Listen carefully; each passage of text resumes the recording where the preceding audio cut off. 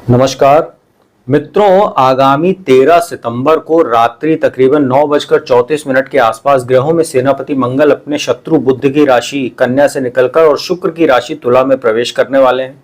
यहां पर वो 27 अक्टूबर को दोपहर 3:53 तक रहेंगे। इसके पश्चात वो अपनी स्वयं की राशि वृश्चिक में प्रवेश कर जाएंगे।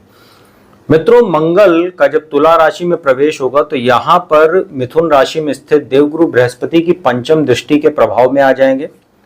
साथ ही जो कुंभ राशि में राहु का गोचर चल रहा है तो राहु की भी 9वीं दृष्टि चूंकि तुला राशि पर है तो मंगल राहु के प्रभाव में भी रहेंगे, दृष्टि के प्रभाव में। तो बृहस्पति और राहु की दृष्टि रहेगी जब मंगल प्रवेश करेंगे तुला राशि में। साथ ही शनि के साथ षडाष्टक दोष भी रहेगा चूंकि शनि जो है मीन राशि में वक्री चल रहे हैं इस समय।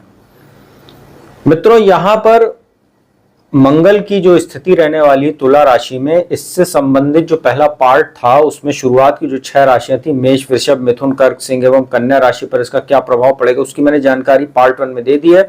अगर आपकी शुरुआत में से 6 राशियों में से कोई एक राशि है और आपने अभी तक अपना राशिफल नहीं देखा है मंगल राशि परिवर्तन से संबंधित, तो मेरे वीडियो सेक्शन में जाकर वो पार्ट 1 देख सकते हैं। आज इस पार्ट 2 में बची हुई जो राशियां हैं 6 राशियों उनकी जानकारी मैं दूंगा, तुला राशि से लेकर और मीन राशि पर क्या प्रभाव पड़ेगा मंगल के इस राशि परिवर्तन का। साथ ही अंत में उपाय भी बताऊंगा मंगल को बेहतर करने का। तो मित्रों, चलिए समय को व्यर्थ किए बिना अब जानकारी आपको देना शुरू करते हैं। इस वीडियो के पार्ट 2 में जो सबसे पहली राशि है वो उसी राशि की बात करते हैं जिसमें मंगल का प्रवेश होने वाला है, वो है तुला राशि। आपके लिए मंगल जो होते हैं बहुत ही विशेष होते हैं। उसका कारण है एक तो सप्तम भाव के स्वामी होते हैं जो वैवाहिक सुख और बिजनेस का भाव होता है, बिजनेस पार्टनर का। साथ ही जो सेकंड हाउस होता है धन भाव, इसके स्वामी होते हैं और धनेश होकर सप्तमेश होकर लग्न में है।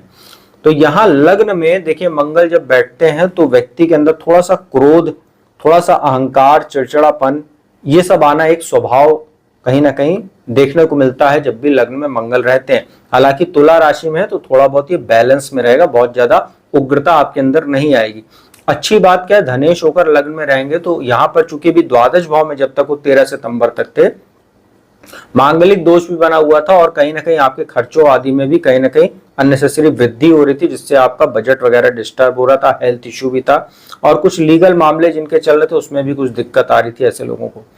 अब मंगल लग्न में आ रहे हैं, मांगलिक दोष तो यहाँ पे भी रहेगा लेकिन धनेश होकर यहाँ पर है तो अब आपके खर्च में थोड़ा बहुत कहीं ना कहीं आप उसको मैनेज करके चलेंगे। कोई आपका रुका हुआ धन था वो आपको मिलेगा, मान सम्मान आपका बढ़ेगा, बिजनेस में भी आपको ग्रोथ देखने को मिलेगी जो पिछले दिनों कहीं ना कहीं डिस्टर्ब कर रही थी आपको। और यहाँ पर सप्तम भाव पर दृष्टि, जो वैवाहिक जीवन में जो समस्याएं आ रही थी पिछले दिनों बहुत ज्यादा बढ़ गई थी, अब उसमें कुछ कमी देखने को मिलेगी। आपका अप्रोच काफी बैलेंसिंग रहेगा और पति पत्नी में कोई आपसी मतभेद था उसमें थोड़ा सा डाउनफॉल भी देखने को मिलेगा। साथ ही बिजनेस पार्टनर के साथ भी अगर कोई तनातनी थी तो वो भी कम होगी। धनेश होकर यहाँ पर लग्न में है तो इसमें कोई दो राय नहीं कि आपको कोई पैतृक संपत्ति का भी लाभ हो सकता है क्योंकि मंगल अब 27 अक्टूबर को आपके सेकंड हाउस में ही जाएंगे अपनी स्वयं की राशि में, तो ये भी एक बहुत अच्छी बात है अब आपके लिए। और यहाँ पर मंगल अब कहीं ना कहीं आपको पैतृक संपत्ति का भी लाभ दे सकते हैं। आप विवाहित हो तो आपको ससुराल पक्ष से भी कोई लाभ हो सकता है संपत्ति से संबंधित। तो अगर तुला राशि वालों के लिए अगर ओवरऑल देखा जाए तो ये बहुत अच्छा, यहाँ पर लग्न में बैठ के उनकी चौथी दृष्टि 4th हाउस पर है जहाँ पर मकर राशि बनती है तो यहाँ पर आपको कोई ना कोई प्रॉपर्टी का भी लाभ देखने को बहुत प्रबल संभावना बन रही प्रॉपर्टी से संबंधित, चाहे वो इनहेरिटेंस हो सकता है, चाहे वो आपको स्पाउस के माध्यम से मिल सकता है, चाहे आप खुद ही अपनी ओन कोई प्रॉपर्टी या व्हीकल परचेज कर सकते हैं। तो ये एक बहुत अच्छी स्थिति आपके लिए बन रही है। साथ ही जो अष्टम भाव पर दृष्टि है तो ये भी आपके लिए थोड़ा सा कहीं ना कहीं गाड़ी वगैरह चलाते समय आप सावधानी बरतिएगा, नहीं तो दुर्घटना आदि के योग थोड़े से ये मंगल अष्टम भाव पर डालकर बढ़ा सकता है। तो ओवरऑल अगर देखा जाए तो तुला राशि वालों के लिए गोचर काफी लाभान्वित करने वाला है, खासतौर पर प्रॉपर्टी और धन को लेकर बहुत अच्छा इसका लाभ उठाइए आप। मित्रों, बात करते हैं वृश्चिक राशि की। मंगल की ही राशि होती है और यहाँ पर जो मंगल है वो आपके 12वें भाव में अब गोचर करने जा रहे हैं। अभी लाभ स्थान में थे तो काफी लाभ आपको देखने को मिला होगा पिछले दिनों, लेकिन यहाँ पर अब द्वादश में जा रहे हैं, खर्च में बढ़ोतरी होगी, अननेसेसरी टूर्स एंड ट्रैवल से आपको बचना चाहिए। लग्नेश होकर 12वें भाव में जा रहे हैं, कुछ मानहानि की भी स्थिति बन सकती है। हालांकि जो 6ठे भाव पर दृष्टि है तो शत्रुओं पर तो आप विजय प्राप्त करेंगे लेकिन शत्रुओं के माध्यम से आपको कहीं ना कहीं मानसिक तनाव बढ़ेगा, उनको शांत करने में आपका पैसा वगैरह खर्च हो सकता है, अर्थात कोई लीगल मामला आपका चल रहा है, उसमें आपका समय पैसा दोनों खर्चा होगा और उसकी वजह से मानसिक तनाव भी आपका बढ़ेगा।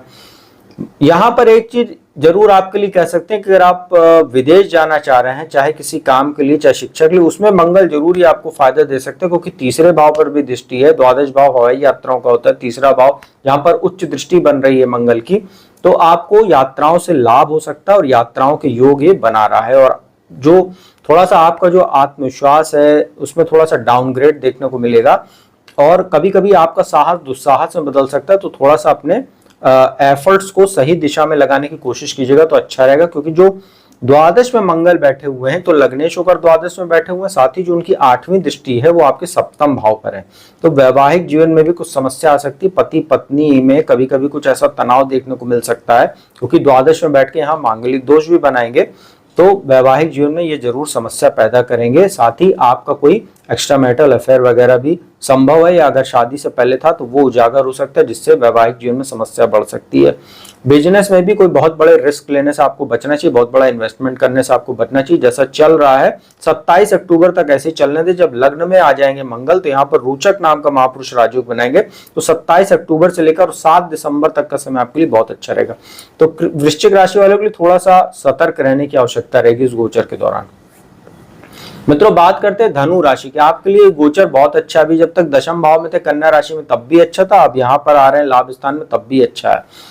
आपके लिए देखिए पंचम भाव के स्वामी बनते हैं और द्वादश के स्वामी होकर लाभ स्थान से संबंध बनाएंगे, तो यहाँ पर लाभ होगा। जो लोग प्रशासनिक सेवा से जुड़े हुए हैं, जो लोग पुलिस सेना सिक्योरिटी फोर्सेस में हैं, या राजनीति के क्षेत्र से जुड़े हुए हैं, या वकालत आदि का काम करते हैं, रियल एस्टेट के सेक्टर जुड़े हुए हैं, ब्रोकरेज आदि का काम करते हैं, या टेक्नोलॉजी के क्षेत्र से जुड़े हुए हैं, जैसे स्पोर्ट्स इक्विपमेंट्स वगैरह का एक्सपोर्ट इंपोर्ट करते हैं, या जो इलेक्ट्रॉनिक इक्विपमेंट्स वगैरह का काम होता है, ऐसे लोगों के लिए, जो लोग बिजनेस करते हैं उनके लिए फायदेमंद है। साथ ही जो लोग प्रशासनिक सेवा वगैरह क्षेत्र से जुड़े हुए उनके लिए भी ये प्रमोशन आदि के योग और मनचाहा ट्रांसफर वगैरह का योग भी बना सकता है। द्वादश के स्वामी होकर लाभ स्थान में है, तो लाभ जो आपने पिछले दिनों अर्जित किया हुआ अपने कर्म के माध्यम से, अब उसको खर्च करने का समय आ गया है, तो लाभ होगा आपको। और जितना एफर्ट आपने पिछले दिनों किया, अब आपका कहीं ना कहीं वो कैश होगा और आपके मान सम्मान में वृद्धि करेगा। धन भाव पर दृष्टि पड़ेगी, वहां पर उच्च दृष्टि बन रही है, तो आपको चौतरफा धन लाभ ये करा सकता है। आपको कोई पुराना पैसा रुका हुआ था, कोई प्रॉपर्टी का लाभ हो सकता है, इनहेरिटेंस का लाभ हो सकता है, ससुराल पक्ष से आपको कोई आर्थिक लाभ संभव है। पंचम भाव पर दृष्टि संतान से आपको लाभ दिला सकती है, संतान के कैरियर में तरक्की, संतान के माध्यम से आपका मान सम्मान बढ़ेगा।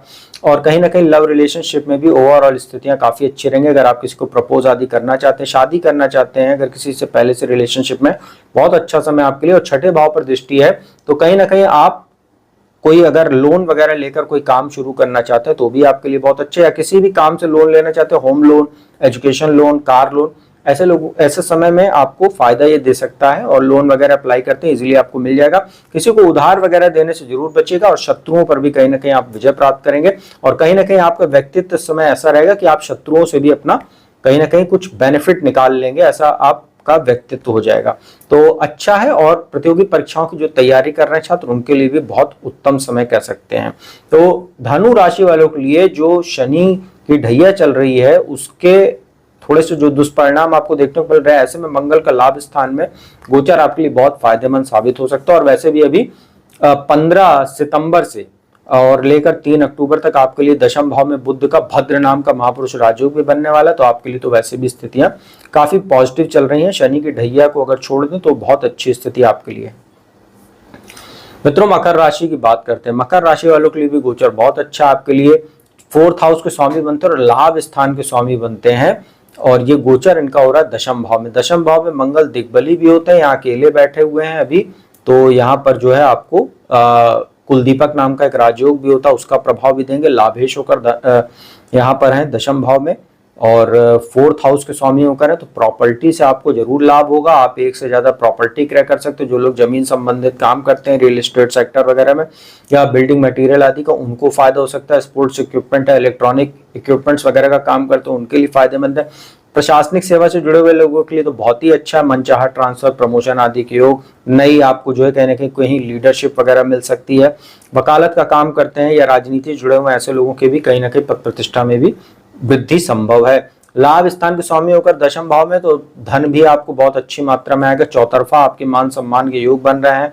साथ ही यहाँ पर 4th हाउस के स्वामी होकर और दशम भाव में है, तो जनता में आपकी प्रसिद्धि बढ़ेगी, इसमें कोई दो राय नहीं है। और माता पिता के साथ आपके संबंध जितने बेहतर रहेंगे, जितना उनका आशीर्वाद आप लेंगे, उतना ही ज्यादा आपको ये गोचर लाभान्वित करने वाला रहेगा। तो मकर राशि वालों के लिए भी ये गोचर बहुत ही शानदार रहने वाला है।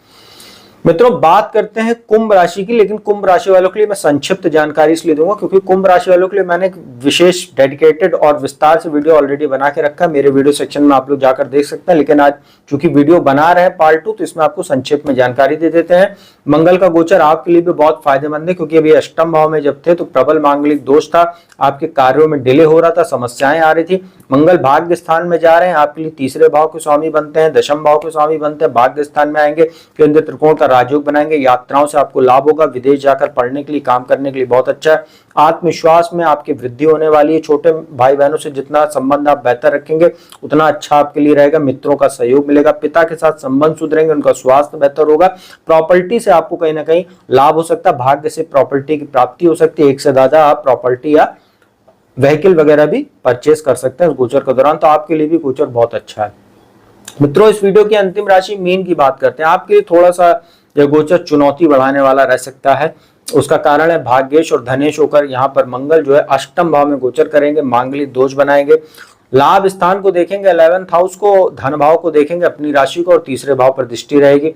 देखिए, अष्टम भाव में मंगल है तो यहाँ पर आपको थोड़ा सा बैलेंस करके चलना पड़ेगा लाइफ को। आपको यहाँ पर कहीं ना कहीं अगर हेल्थ इशू पहले से है कुछ, जैसे अगर आपको पाइल्स वगैरह की समस्या है तो ये बढ़ सकती है, तो अपने खान पान पर आपको तेल मसाला मिर्चीदार ये जो भोजन होता है इससे आपको थोड़ा दूर रहना चाहिए, क्योंकि सेकंड हाउस पर भी दृष्टि, तो सेकंड हाउस भी खान पान का होता है, तो आपके अंदर इस समय कहीं ना कहीं थोड़ी सी मतलब शौक आपका बढ़ सकता है मिर्ची मसालेदार भोजन का, तो आपको इन सब चीजों से थोड़ा अवॉइड करना चाहिए।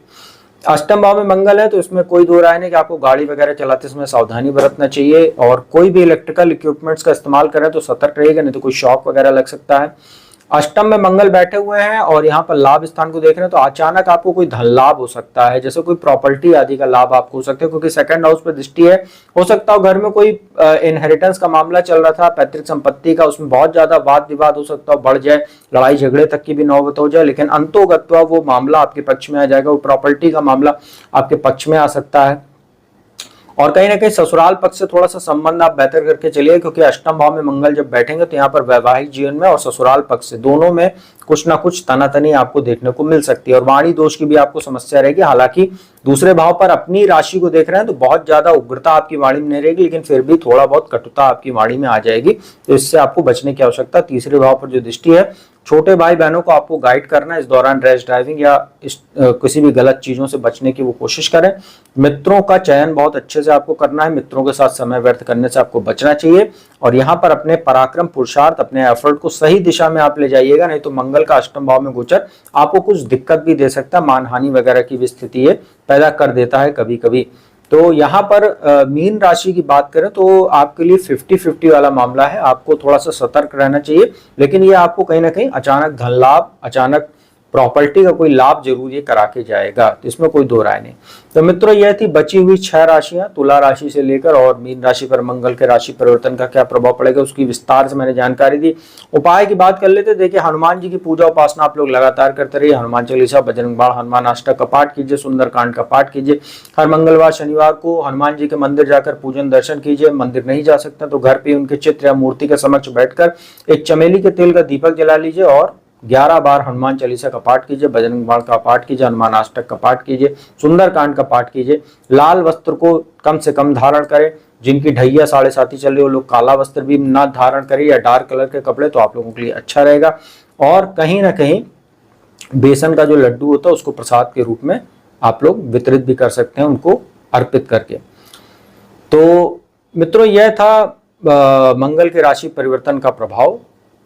अब मैं अपने वाणी को ही विराम देता हूं। अगर किसी को भी कुंडली विश्लेषण कराना है तो मेरा नंबर डिस्क्रिप्शन स्क्रीन पर हर वक्त उपलब्ध रहता है, उस पर संपर्क कर सकते हैं, अपॉइंटमेंट ले सकते हैं। कुंडली विश्लेषण का लाभ देश दुनिया के किसी भी कोने से प्राप्त कर सकते हैं। तो अब मैं अपने वाणी को ही विराम देता हूं। अगली वीडियो में आपको बुध और शुक्र इन दोनों राशियों, इनका जो राशि परिवर्तन होने वाला है उससे संबंधित वीडियोस लेकर आऊंगा, सभी 12 राशियों पर क्या प्रभाव पड़ेगा। तब तक के लिए मुझे इजाजत दीजिए। ओम नमः शिवाय।